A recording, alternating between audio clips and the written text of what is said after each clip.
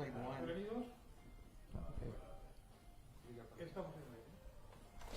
Hola a tothom, benvinguts en aquest Facebook Live amb motiu del Festival Contrast Mallorca, un festival atípic, sobretot per als temps en què es realitza aquest festival, que és aquesta situació completament anòmala per al món de la música i per al món en general, en què són temps complicadíssims per tots i també per dur a terme activitats culturals i per la música en directe.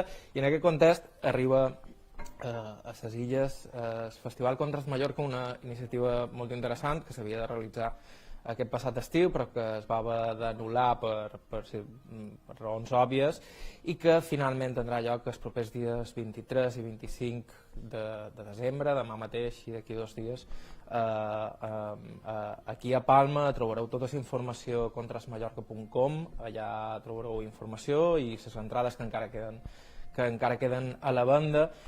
I seran 2 concerts realment especials, dia 23 en Malin i una banda formada per l'ocasió, i dia 25, dia de Nadal, un dia molt especial en grec Hetson, amb la projecció d'American Hardcore, també un documental realment indispensable i també com a una de les persones crucials dins la història del hardcore nord-americà. Greg, thank you very much for attending us. Thanks for having me. First of all, I was asking you about if it was your first gig of the year. It is the unusual year. It's the first gig since the pandemic. I think I maybe played one show earlier this year, but that was maybe about it. How was your year? How was where have you been all this year long? I've been pretty bored.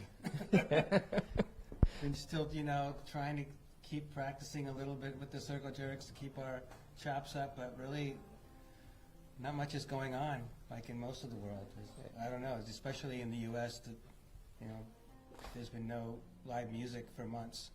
Yeah, how was the situation in the United States for the musicians? It's been a rough year for everybody, obviously, but for musicians, it's been a really rough and strange year. Yeah, I mean, we had a huge tour booked, we haven't played in 10 years, had a big world tour, and then, then the zombie apocalypse happens. Yeah. Well, people will be looking forward for a lot of hardcore music when everything passes away. I hope it's soon. How do you feel about your gig in 2 days here in Mallorca? It's strange, just one gig in a year in Mallorca. Yeah, I'm pretty excited. I got to play with some local musicians, and we went through some classic punk rock songs. It's going to sound good, and it's just going to be really nice to not only for myself to play, but to give something back to the people that are probably desperate for some kind of live entertainment. Tell me more about the band that will play with you. Give me more details. Where did you find them? David, the promoter for the festival, found them for me. And did you make the rehearsals here in the Iceland? Yes. Yeah. I mean, we had a rehearsal, and then it sounded really good. So I hope we don't disappoint anybody. And tell me about the set list, or is it a secret? It's not secret. We're doing like some Ramones stuff, Misfits, a Circle Jerk song, a Bad Religion song, Iggy and the Stooges. Jesse's going to sing. I think he just walked in. And stuff like that. Just, really good classic punk rock songs. Will be kind of a Christmas party, punk rock Christmas party. Punk rock Christmas party, a couple Christmas songs we're going to throw in there. And tell me about the documentary about American hardcore. You are part of that culture. How was to be there in that moment when everything began?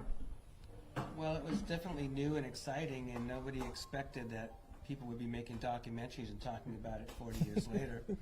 So No, it's cool to show like the history and the evolution of the stuff, you know, the original wave from New York and then England, and then what happened on, you know, the West Coast and then the East Coast after those waves, and how, you know, the sound changed, but you could still hear all the influences. So it's kind of a cool thing to show, like I said, the evolution of punk. I suppose you can never expect something like that, but that sound went global. How do you feel after all these years, knowing that you took part of something that influenced so much people, so much kids all around the world? It's kind of strange because all we wanted to do is get out of the garage and play some shows. We weren't really thinking about anything else but just having some fun and expressing our views. And it's really great that people to this day still want to listen to it, and has influenced a lot of stuff. Are you still playing with Circle Jerks? You told me you had a tour planned for this year. Yeah, so hopefully, maybe next year, if not the following year, whatever the gods say. Whenever they say it's okay to play live, we'll be out doing it again. And is it your first time here in the Iceland? Or? Yes. Yeah? And do you like it? Yeah, it's really nice. It's very relaxing. It's a lot more open than it is in the U.S. right now. I mean, there's been times where, you know, in California where you could eat inside, you could eat outside, and things was more back to normal, but recently everything's pretty much shut down. So, well, really looking forward for the show on the 25th. Hope it all goes. It's going to be great. Come on down. Yeah. Come on, we need you. And here with us is Mr. Jesse Malin. How are you, Jesse? I'm good. How are you doing? You will start the festival tomorrow. Tell me more about the gig. I was talking with Greg. Is it your first gig of the year, or? Well, not of 2020. I was on tour in March, and we had 100 more shows to go. But we were in England. We came home, and everything got crazy, as the world knows. You know. So coming back, I did one outside show in New Jersey, outside by a lake, outdoors at distance or whatever. This is the first show overseas, and yeah, it's the first show in a long time. It's been a really strange year for everybody, but especially for musicians. That no tours, everybody. Yeah, I know. I think that musicians are like essential workers. You know, like we kind of help people with their spirits or their mental condition, their state of mind, and sanity. And I think it's a nourishment that, you know, to see how musicians and road crew and a lot of people being out of work, and you know, so especially in the States, there hasn't been a lot of support for that. And also players need to play. Like, you know, you can sit in your house in this and that, or you can rehearse in a little room or be on the internet, but there's something about what we do that is done in public. You know, it's an interactive sport like jazz, you know, or something. You know, you need the audience, or you need the players. So it's been a lonely time like that, and you've had to feel other things and try to do other things. I've been doing a live stream with my band, playing to the cameras like pornography, cam girl or something. But we gotten good at it, and you know, we get them to come watch again and spend all their money. Now trying to, you know, help out. I mean, they're trying to pass this bill. It just got passed, but the President Trump needs to sign off on this bill to help like live venues. You know, there's a lot of independent venues in America, and I just think it's going to be really different. But we're staying positive, and I think that when it all comes back, it'll be the greatest party. And you know, I think people will really appreciate, you know, what we didn't have. It's just the long time, as Tom Petty said, the waiting, right? It's the hard part. But you know, it's tricky because you know, it's athletic. You need that thing, and so I battle with depression at times. You know, of like figuring out what the hell's going to happen, and I got to keep taking those PMA vitamins that the Bad Brains made back in the day from Flintstone and company. This is the perfect time for depressing people. you know. Yeah, you know, It's- and it's real. I don't want to make light that, oh, I just want to go play gigs, and you know, there's a lot to come to this country and do this, and people here in Palma and Mallorca were very protective. They had to I took many tests, and you know, and went through a lot of different people at the border, like several things, and everybody in the city seems to be I haven't seen one person without a mask and distance, and so that's good. I mean, you know, life has to go on, but you know, I definitely lost some friends and family, and friends' family, not my family, but I lost friends of mine have lost their parents and different things. So it's, you know, it's not like some, what's going on, this thing isn't real. It's definitely real, and there's some hope. You know, a few months ago before the vaccine, it was a lot darker. So you know, now we're just hoping for the best, and you know, we'll come back with the craziness after. There will be some light tomorrow in Palma with your show. Tell me a little bit about it, because it will be a special show with a band format for the occasion. Yeah, people that I met, you know, when I booked this months ago, I didn't think it was going to happen. And you could ask David, the promoter, like, I was kind of just in a fog, and then suddenly December this year went fast. As bad as it went fast. But it's still going to go on. But I arrived and I met this orchestra of people I'd never played with before, and some really nice, good, talented folks. So we're going to have interpretations of some of my songs from many records, and we're going to jump around a little bit on the stage and hit each other with hot mops. No, but it's you know, there's a string section, and there's a full rock band too. So I'm going to play a mix of my songs and some covers, and might even talk Greg into coming up there and playing. You know, I was a fan of Circle Jerks and Red Cross. Before I knew him, I had his records, and I paid good junior high school dollars to go see him play in clubs in New York and Long Island. But no, it's nice, and it's done right. You know, it's kind of thing where we have to really give it that extra care, and the promoter, David, also probably went through all kinds of hell just to be able to make sure that this was safe and to make it happen. And like I said, you can hide in your house and you got to be safe, but we need something, you know, we need some kind of nourishment. And for us, you know, I don't go to church. Music is the church, you know, and that's the religion. And I think for many of us, it's a universal heartbeat, you know. So it's we're the doctors without borders here today. Did you have time to rehearse with the band? Not from enough the- time, but we say it's Christmas and we might get some Shane MacGowan luck. No, we rehearsed a little bit. Yeah, it was definitely interesting getting to know people, and we don't speak the same language, so I'm doing sign language and pointing at my nose and say me llamo Yesi, poquito español, no escuela. Tell me about the set list. I think It's you will. in Braille. No. No, tell me a little bit about the set list that you will play. I suppose you will play songs from all over your Yeah, records. from the first record, it's The Fine Art of Self-Destruction. I think we have maybe there's a song or two off that, and Heat, and the recent record, Sunset Kids, that we did. We'll play some of that. And some covers, Little Big Star, some Clash, some Darlene Love.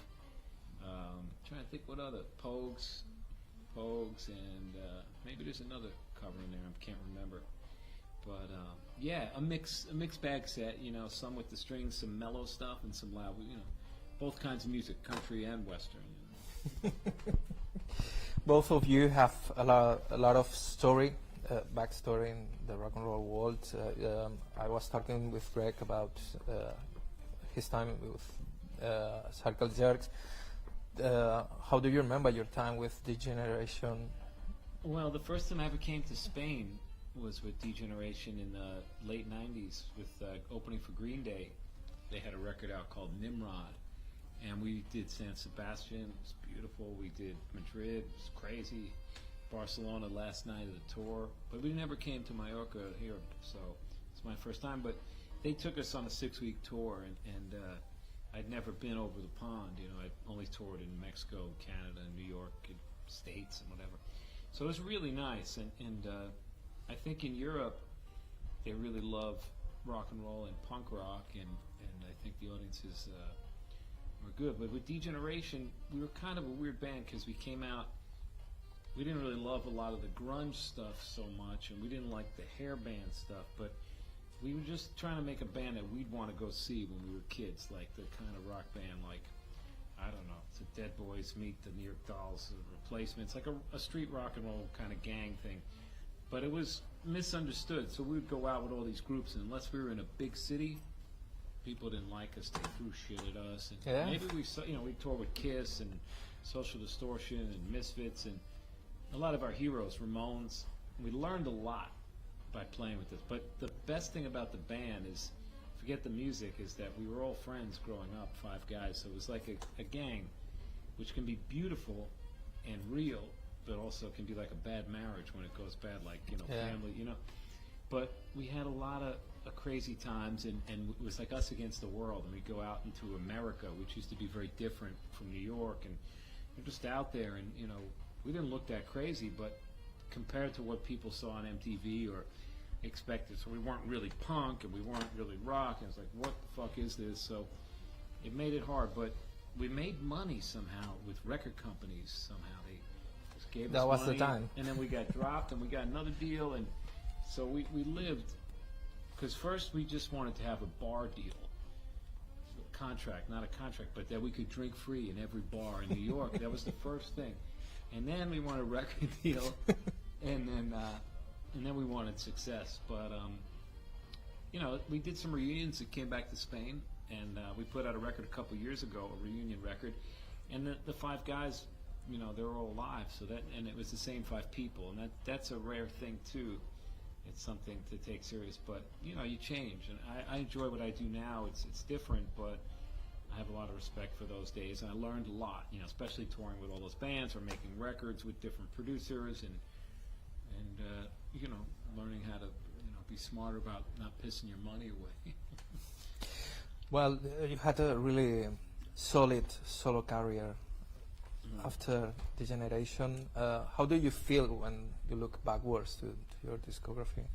I'm kind of blessed in one way. I mean, you always want more things, and I'm still hungry. I still feel like a contender at this point. Like every time I make a new record and get excited and get that young feeling about things, it's still there. Otherwise, I wouldn't do it.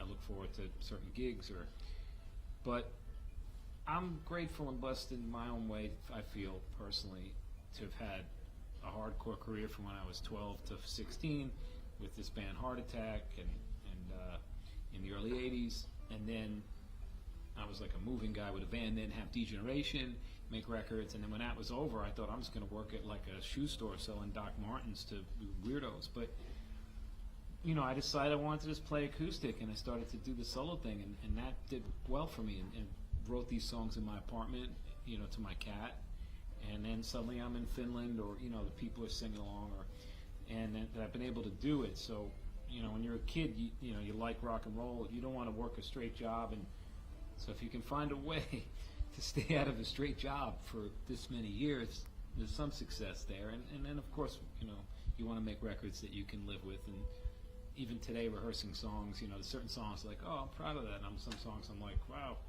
they want to hear that? I'm like, I can't believe I said that. I don't want to hear that one, but we'll sing it anyway. But, yeah, it's just good to be able to do what you love to do. And every job has its Mondays. It's some bad days, but, it's better than a lot of shit.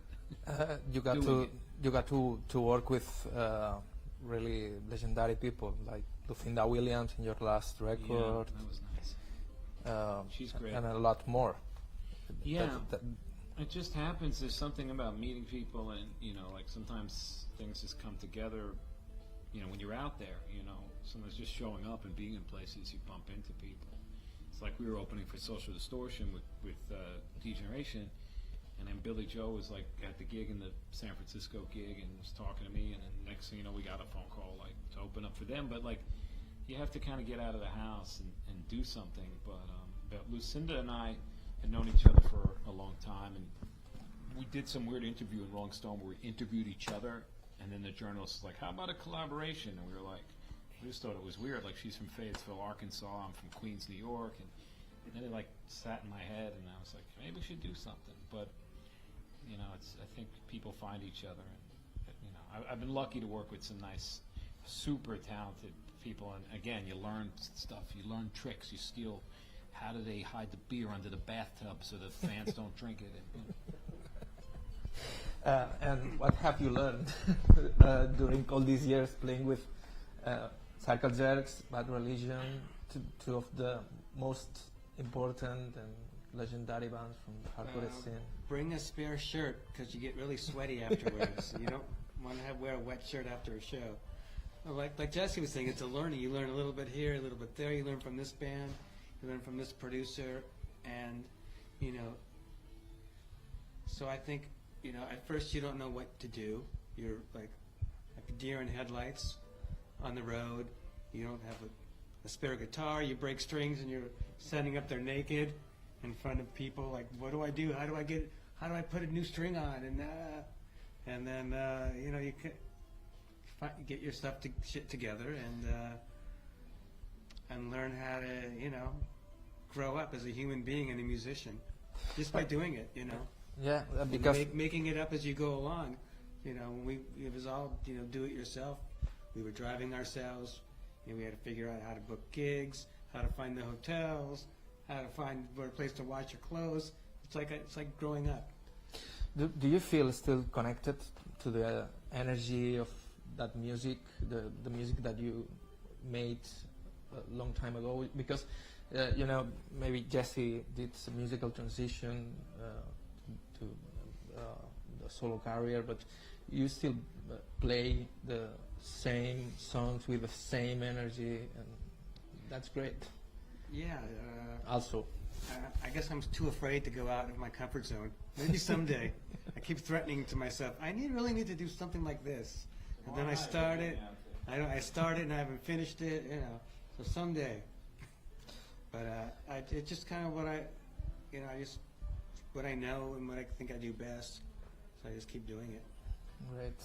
So now you know that you will have to come back with your Circle Jerks Yes. and with a full band and to do Absolutely. a full rock gig Yeah, that's the point. next year. Yeah. Come back, no mask, and just keep our pants on. Unmasked. Yeah. Unmask and Sweetie and everybody. Yeah. So guys, thanks a lot for your time. Thank you. Us recordam Jesse Malin dia 23, demà mateix en aquest festival Contres Mallorca, amb una formació creada per a l'ocasió, amb músics de DA, de cambra, i Greg Hetson amb la projecció del documental American Hardcore, i també amb una banda de músics locals feta per a l'ocasió, dia 25, dins aquest festival Contres Mallorca. Teniu totes les informacions i les entrades a contrasmallorca.com, i també comentar que aprofitant un poc les limitacions d'aforament que tenen aquesta mena de concerts, IB3 a través del seu portal ib3música.com oferirà en streaming tots dos concerts, així que si no podeu assistir en persona en aquests concerts tindreu l'oportunitat de veure-los i gaudir d'aquestes dues actuacions realment especials i úniques que oferiran aquests dos músics nord-americans dins aquest festival Contres Mallorca, que esperen que sigui una iniciativa que enguany havia d'iniciar-se i ha tingut la mala sort de coincidir amb un dels pitjors anys en la història de la cultura de rock and roll, sigui una iniciativa que es perllongui, que l'any que ve repeteixi i que sobrevisqui en el coronavirus igual que tots nosaltres. Bones festes a tothom i moltes gràcies.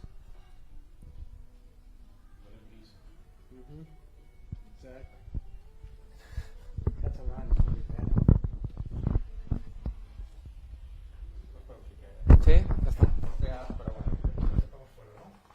Molt bé. I've said a lot of things in Catalan. Sorry, guys. And sorry if my English was... No, that's good.